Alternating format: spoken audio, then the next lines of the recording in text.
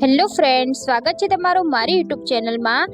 આજે આપણે ઘરે ઓછા ખર્ચામાં અને ઘરમાં રહેલી વસ્તુમાંથી મલાઈ કુલ્ફી બનાવીશું। એકદમ ટેસ્ટી અને બહાર મળે તેવી જ અને એકદમ હેલ્ધી બનાવીશું। તો ચાલો જોઈ લઈએ।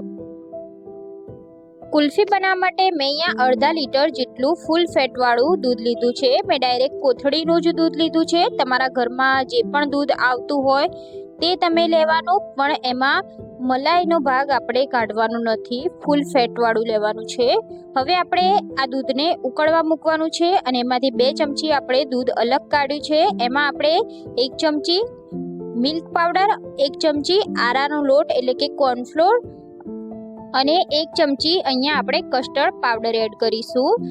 તો આ દરેક વસ્તુ બધાના ઘરમાં હોય જ છે, જેમ કે કોર્નફ્લોર એ ઘરમાં હોય છે અને કસ્ટર્ડ પાવડર બી હોય છે, એટલે આપણે ઘરમાં રહેલી વસ્તુમાંથી જ આ કુલ્ફી બનાવીશું। બસ આમાં આટલું જ એડ કરવાનું છે। હવે આપણે ઠંડુ દૂધ એટલા માટે લીધું હતું કે બધી જ વસ્તુના ગાંઠા ના પડી જાય, લમ્સ ના પડે। જો તમે ગરમ દૂધમાં આ બધી વસ્તુ એડ કરો તો ગરમ દૂધમાં લમ્સ પડી જાય છે, એટલે આપણે ઠંડા દૂધમાં જ આપણે સરસ રીતે મિક્સ કરી દેવાની છે, જેનો એક બી લમ્સ ના દેખાય।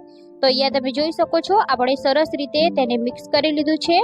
હવે આપણે દૂધને ઉકાળવા મૂક્યું છે, તો દૂધને આપણે એક ઉભરો આવે ત્યાં સુધી ઉકાળવાનું છે।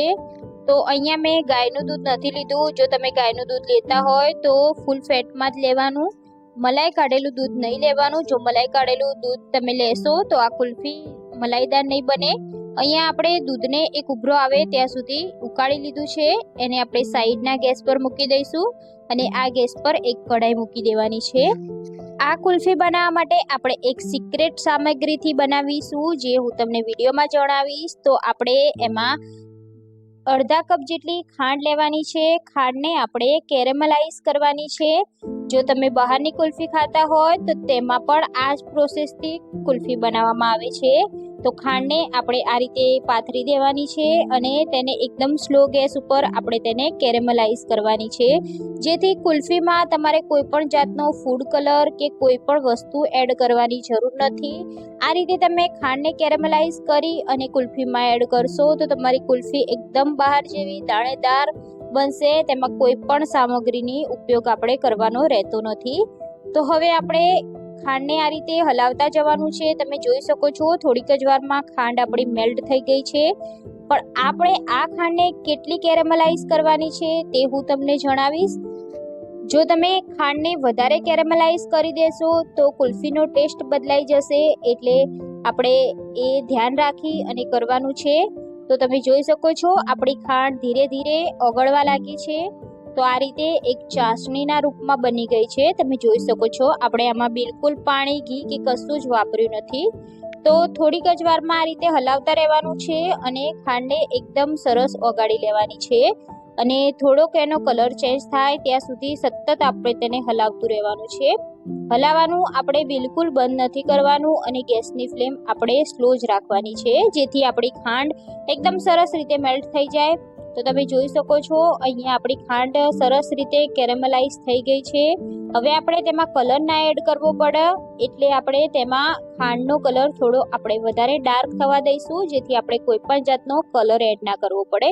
તો તમે જોઈ શકો છો કે આપણી આ ખાંડ એકદમ સરસ રીતે કેરેમલાઇઝ થઈ ગઈ છે। બસ હવે આપણે વધારે તેને નથી કરવાની, બસ આટલી જ જોઈએ છે। તો આપણે સાઈડમાં દૂધને ઉકળવા રાખી દીધું છે। તો આપણે કુલ્ફીમાં આપણે દૂધ એડ કરવાનું છે। તો દૂધ પણ ગરમ છે અને ખાંડ પણ ગરમ છે, એટલે આ રીતે ઉભરો આવશે એટલે ગેસની ફ્લેમ એકદમ સ્લો કરી દેવાની છે અને આપણે આ રીતે હલાવતા રહેવાનું છે, જેથી ઉભરો આપણો બહાર ના આવી જાય તેનું ખાસ ધ્યાન રાખવાનું અને આ રીતે આપણે હલાવતા જવાનું છે અને દૂધ એડ કરતું જવાનું છે।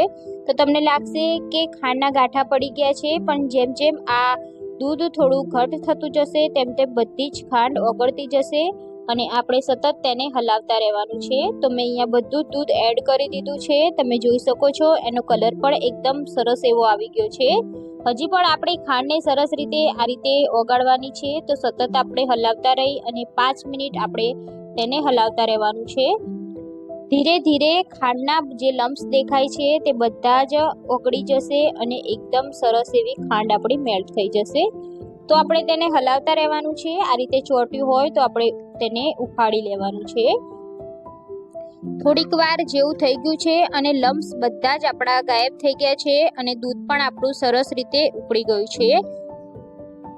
હવે આપણે જે પણ દૂધનું જે આપણે custard powder, milk powder add કરી અને પ્યુરી બનાવીને રાખી છે તે આપણે આ દૂધમાં એડ કરતું જવાનું છે અને મિક્સ કરતું જવાનું છે. બિલકુલ લમ્સ ના બને એ રીતે આપણે હલાવતા જઈશું, મિક્સ કરી દઈશું. તો હવે આપણે દૂધને હજી પણ થોડીક વાર ઉકાળવાનું છે. લગભગ 5 મિનિટ હજી પણ આપણે દૂધને ઉકાળવાનું છે. તો એમાં આપણે 1 ચમચી ઇલાયચી પાવડર એડ કરી દઈશું. જો તમારે ડ્રાયફ્રૂટ્સ એડ કરવા હોય તો તમે અહીંયા કરી શકો છો. હવે આપણે દૂધને ઉકાળવાનું છે અને તમે જોઈ શકો છો કે દૂધ આપણું કેટલું ગાઢું થઈ ગયું છે. તો આપણે હજી પણ તેને ઉકાળીશું એટલે વધારે ઘટ થઈ જશે.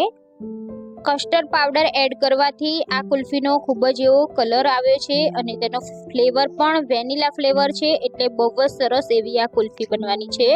તો આપણે થોડીક વાર ઉકાળીશું એટલે આપણું આ મિશ્રણ થોડું ઘટ થઈ જશે.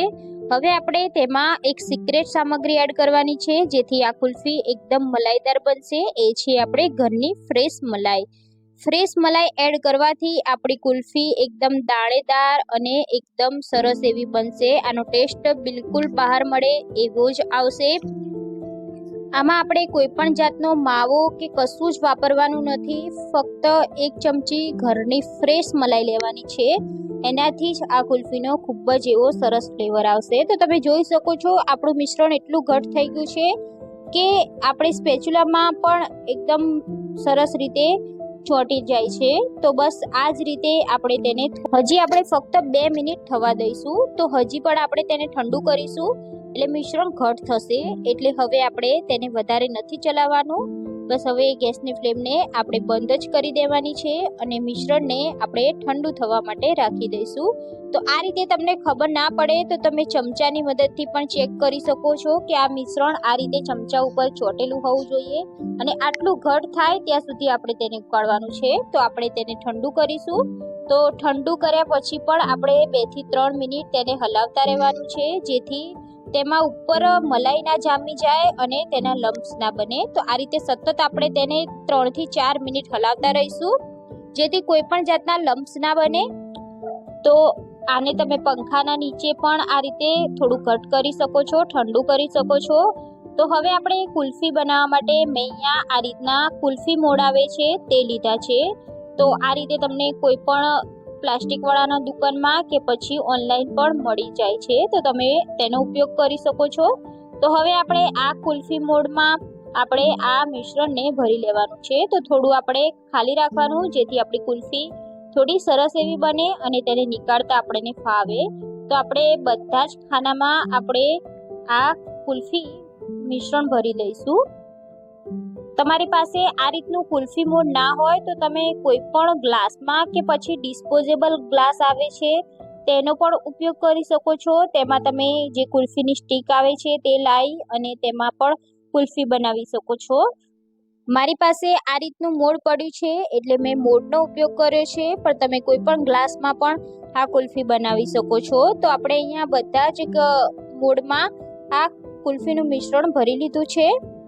હવે આપણે તેમાં આ રીતના ઢાંકણ આવે છે તે ઢાંકણ ઢાંકી લેવાના છે અને આપણે તેને ડીપ ફ્રીજમાં રાખી દેવાનું છે. તો લગભગ આપણે તેને 3 થી 4 કલાક માટે ડીપ ફ્રીજમાં રાખી દઈશું. જો તમારે જ્યારે પણ ખાવી હોય ત્યારે તમે આ કુલ્ફી ખાઈ શકો છો. તો 3-4 કલાકથી વધારે ટાઈમ પણ તમે ડીપ ફ્રીજમાં રાખી શકો છો. એકવાર બનાવી તમે આને 10 દિવસ સુધી ખાઈ શકો છો. આને કંઈ પણ થતું નથી ડીપ ફ્રીજમાં રાખવાની, એટલે આ કુલ્ફી એવી ને એવી રહેશે. કુલ્ફીને ફ્રીઝરમાં મૂકી દઈશું. તો અહીંયા આપણે કુલ્ફીને 4 થી 5 કલાક ફ્રીજમાં રાખી હતી અને એકદમ સરસ રીતે ઘટ થઈ ગઈ છે. હવે આપણે તેને આ રીતે કાઢી લઈએ. તો એકદમ હલકા હાથે આપણે તેને કાઢી લેવાની છે. તમે જોઈ શકો છો. હવે આપણે તેને સર્વિંગ પ્લેટમાં કાઢી લઈશું. કુલ્ફીને તમે વધારે ટાઈમ રાખશો તો તમારી કુલ્ફી એકદમ ઘટ રહેશે અને એકદમ બહાર મળે તેવી બનશે. તો આ રીતે આપણે કુલ્ફીને મોડમાંથી અલગ કરી લેવાની છે અને એકદમ હલકા હાથે જો આ રીતે કુલ્ફી મોડમાંથી જો કુલ્ફી ના નીકળે તો તમે આને ઠંડા પાણીમાં થોડીક વાર આ મોડને રાખી દેવાના, જેથી બધી જ કુલ્ફી એકદમ આસાન તરીકે સે નીકળી જશે। તો અહીંયા આપણી કુલ્ફી બનીને તૈયાર છે, તો આપણે તેને સર્વિંગ પ્લેટમાં કાઢી લઈશું। તો તમે પણ આ કુલ્ફી ના બનાવી હોય તો એકવાર જરૂરથી બનાવી લેજો। પહેલી વાર બનાવતા હશો તો પણ એકદમ પરફેક્ટ બનશે। બાળકોને તો આ ઘરની કુલ્ફી એટલી ભાવશે કે બહારની પણ ભૂલી જશે। તો વેકેશનમાં બાળકો માટે આ સ્પેશિયલ કુલ્ફી બનાવો। ઘરની આ ફ્રેશ કુલ્ફી એકદમ હેલ્ધી છે, આમાં આપણે કોઈ પણ જાતનું કેમિકલ કે કશાની ઉપયોગ નથી કર્યો। તો તમે પણ બનાવો અને બાળકોને ખવડાવો। આ બાળકો એકથી વધારે ખાશે તો પણ તેમને કંઈ નહીં થાય।